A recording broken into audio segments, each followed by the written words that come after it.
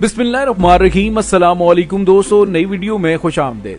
दोस्तों, अमेरिका और चीन के दरमियान जंग का खतरा पैदा हो गया। ताइवान का महाज गर्म हो गया।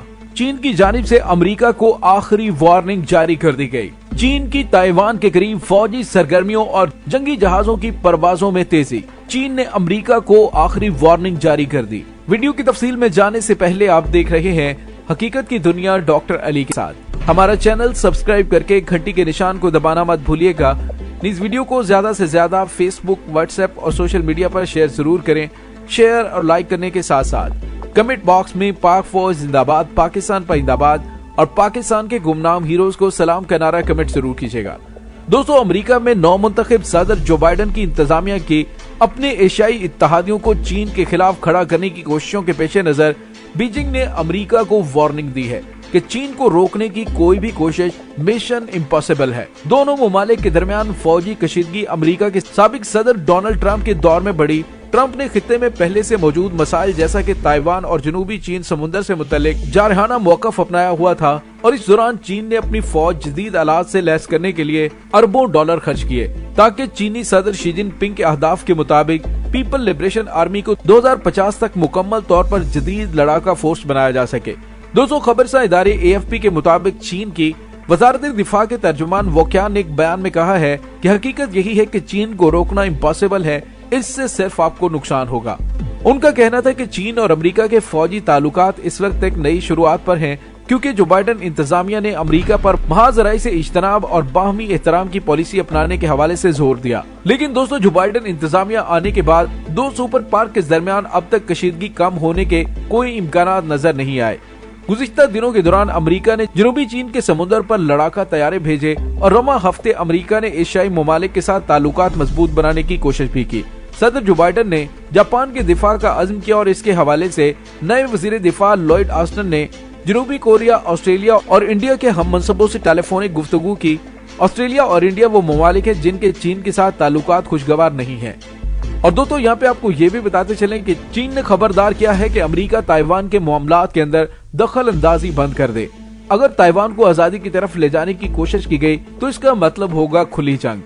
चीन की तरफ से ये धमकी ताइवान के करीब अपनी फौजी सरगर्मियों और जंगी जहाजी परवाजों में तेजी लाने के चंद दिन बाद दी गई है।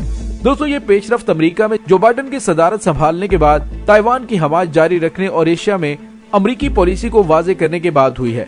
अमेरिका की तरफ से चीन की इस ताजा तरीन धमकी को बदकिस्मती करार देते हुए कहा गया है कि कशीदगी को तसादुम की तरफ नहीं बढ़ना चाहिए।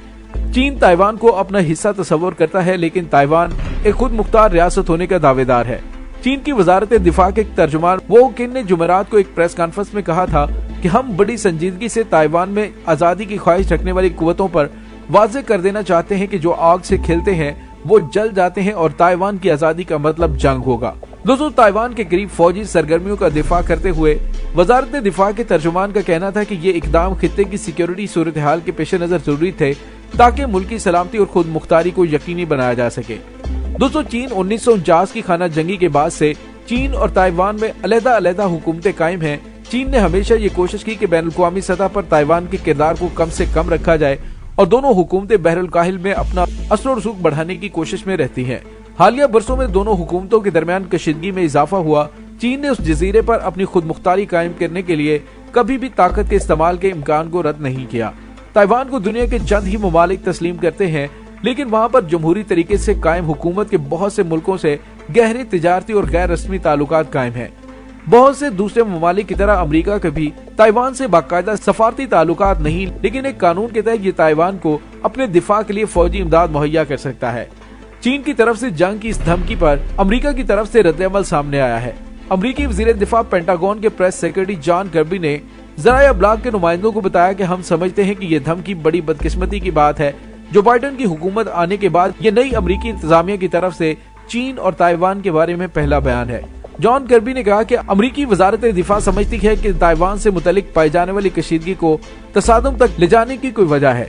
चीन और अमेरिका के बिगड़ते हुए ताल्लुकात के मद्देनजर तवक्को है कि अमेरिका जो बाइडन की इंतजामिया चीन पर इंसानी हुकूक, तिजारती जंग, हांगकांग और ताइवान जैसे तनाज़ात पर बरकरार रखेगी।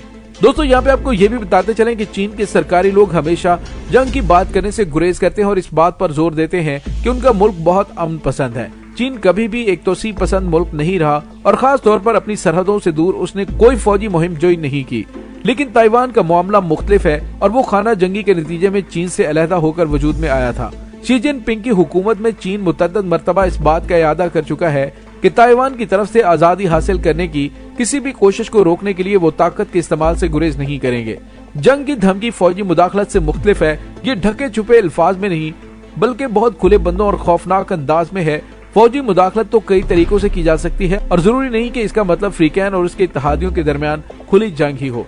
लेकिन ताइवान की हैसियत चीन के लिए एक आखिरी हद है क्योंकि वो उसे अपना हिस्सा तस्वुर करता है और हांगकांग की तरह एक अंदरूनी मामला है।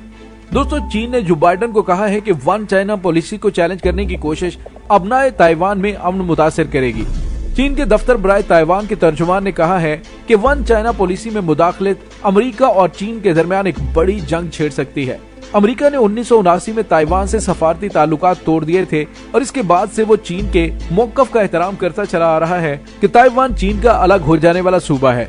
दोस्तों चीनी सदर शी जिनपिंग ने ताइवान की आवाम पर जोर दिया है कि वो इस बात को तस्लीम करें कि वो चीन का हिस्सा है और ताइवान चीन में जम होकर रहेगा।